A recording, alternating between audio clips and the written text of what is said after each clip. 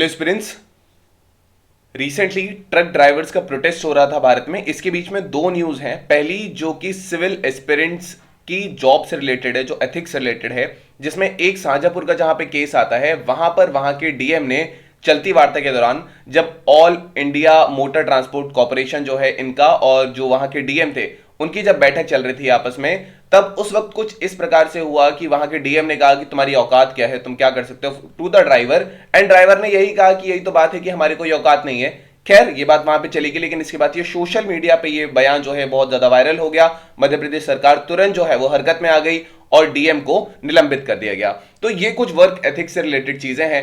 पर अगर हम इसकी मेन जड़ पर आते हैं तो रिसेंटली काफी ज्यादा जो ट्रक ड्राइवर्स थे वो सड़कों पर थे और उन्होंने प्रोटेस्ट किया था। Thousands of truck drivers were there. और ये जो new hit and run law आया था, जिससे डिस्ट्रप्शंस हुए मेजर इंटरस्टेट हाईवेज में, कि रोड्स बंद कर दिए गए, कई सारे यात्रियों को वहीं रोक के बसें खाली करा दी गई और कहा कि अब आप जैसे भी जाओ, हमें उससे मतलब नहीं है।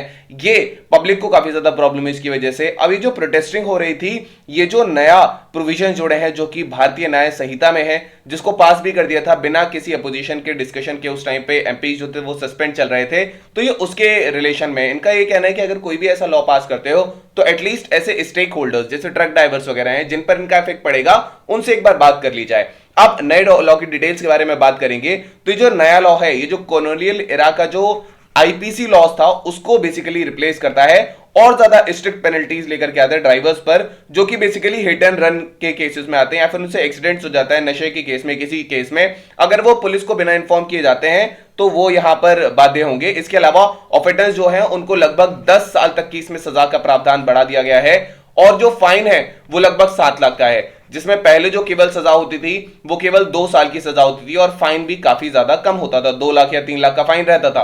तो अब यहां पर ये कह रहे हैं कि जो छोटे ट्रक ड्राइवर्स हैं वो ये सारी चीजें कहां से लेकर के आएंगे। अगर हम इसकी कुछ रीजंस की बात करेंगे तो जो नया लॉ है ये बहुत सारी पेनल्टीज रखता है, इंक्लूडिंग 10 साल की सजा, 7 लाख का फाइन, अगर वो बिना अथॉरिटीज को इन्फॉर्म किए वहां से चले जाते हैं।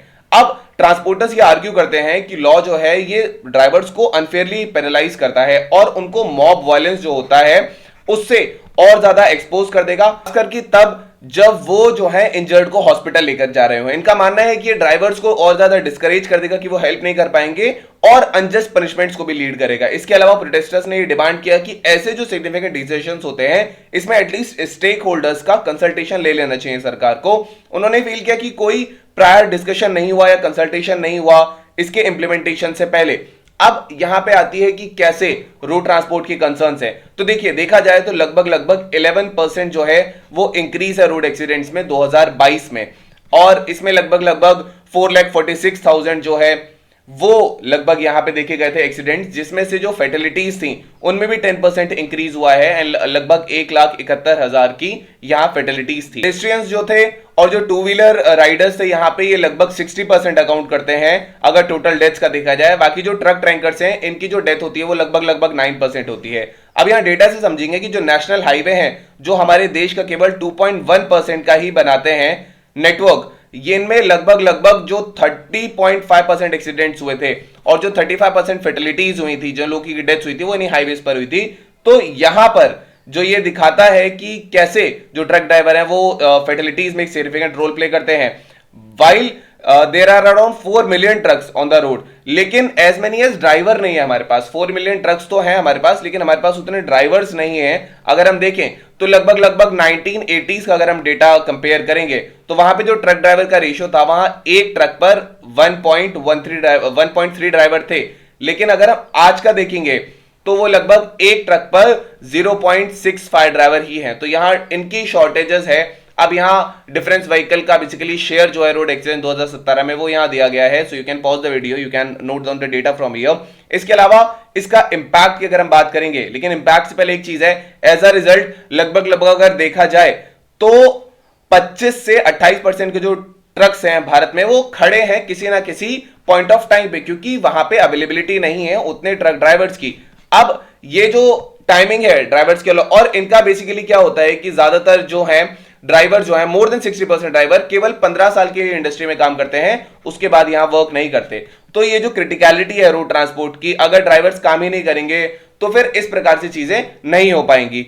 अब इंपैक्ट इसका काफी जगहों पर आया गया, तो इमीडिएट इंपैक्ट यहां पे सबसे पहला पड़ा गया फ्यूल अवेलेबिलिटी पर, जहां पर लुधियाना जैसे कुछ शहरों में कह दिया गया था सर्कुलर बकायदा कि केवल 2 व्हीलर को 2 लीटर ही हम पेट्रोल दे पाएंगे, या एंड कुछ इस प्रकार से कैप कर दिया गया था। लगभग 2000 पंप जो थे वहां पे जो पेट्रोल था वो खत्म हो चुका था।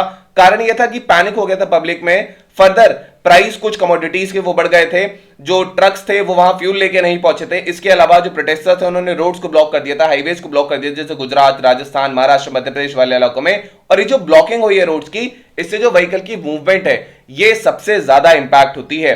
इसके अलावा जो है लेटर जो all India Motor Transport Congress है, ये जो अम्ब्रेला बॉडी है ट्रांसपोर्टर्स की, इन्होंने ट्रक ड्राइवर्स को और टैंकर ड्राइवर को वापस जाने के लिए कहा और कहा कि जो सिचुएशन है ये जल्दी ही नॉर्मलाइज हो जाएगी। अगर हम इसकी इंपॉर्टेंस की बात करेंगे तो रोड ट्रांसपोर्ट जो है ये लगभग कंट्री का 3.6% जो जीडीपी है वो कंट्रीब्यूट करता है, और ये सर्व करता है 85% जो भारत के पैसेंजर्स हैं उनको भी सर्व करता है, जैसे बसेस से या और कहीं। और इसके अलावा जो 70% जो फ्राइट मूवमेंट या जो सामान की मूवमेंट होती है वो भी यहां इसी प्रकार से होती है। ये जो शेयर है ये ज्यादा बढ़ चुका है जब से हाईवेज और एक्सप्रेस वे बढ़ रहे हैं। लेकिन कुछ चीज है जैसे कि कोल है, आयरन ओर है या बड़े बड़े स्टील है, इनको ट्रेन से ट्रांसफर किया जाता है। ज्यादातर जो फ्राइट होता है कंट्री का वो ट्रक या लॉरी से ही जाता है। जो रोड ट्रांसपोर्ट है पर्टिकुलरली इसका हाई शेयर है, जैसे फ्रूट है, वेजिटेबल है, डेयरी प्रोडक्ट्स है, फूड, उन सारी चीजों में। और केवल 2 ही दिन में जब से ये स्ट्राइक है तब से कुछ ऐसी कमोडिटीज के जो प्राइसेस हैं वो भी देखने को मिल रहे हैं। इनका जो भाव है वो सब्जी पर और फलों पर देखने को आसानी से मिल जाता है। इसके अलावा यहां पे वे फॉरवर्ड अगर हम बात करेंगे तो यूनियन होम सेक्रेटरी का जो वर्ड है कि जो फाइनल डिसीजन लिया जाएगा वो केवल इन लोगों से कंसल्ट करने के बाद ही लिया जाएगा, या जो अम्ब्रेला ऑर्गेनाइजेशन है उससे ही कंसल्ट करने के बाद लिया जाएगा। इसके बाद ये एक रिलीफ है रोड ट्रांसपोर्ट सेक्टर के लिए भारत में। तो ये इससे जुड़ी जितनी भी चीजें थी जी। अब हमारे पास प्रीलिम्स प्रैक्टिस क्वेश्चन है, लेकिन we have 5 questions and the question says All India Motor Transport Congress is protesting against which law? The new hit and run law, the motor vehicles, the Bharat Nyaya Sanhita, the National Highways Development Act 2009। You can type the answer in the comment section. Next question which we have, it is what is the primary concern of truckers regarding the new law? The lack of proper infrastructure on the national highways, the unfair burden of the road accidents to the truck drivers, the stagnant penalties for the hit and run cases, the lack of consultation with the stakeholders before implementation.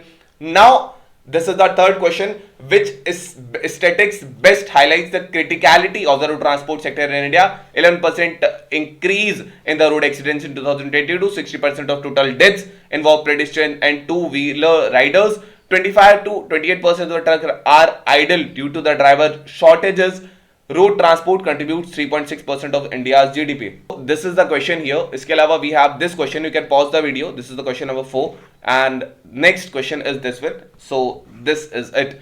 Now we have today's main practice question. The question says the recent truckers protest in India triggered by the new hit and run law, highlighting the critical issues within the road transport sector, analyze the concerns of truckers, the impact of their strike, and the importance of this sector for the Indian economy.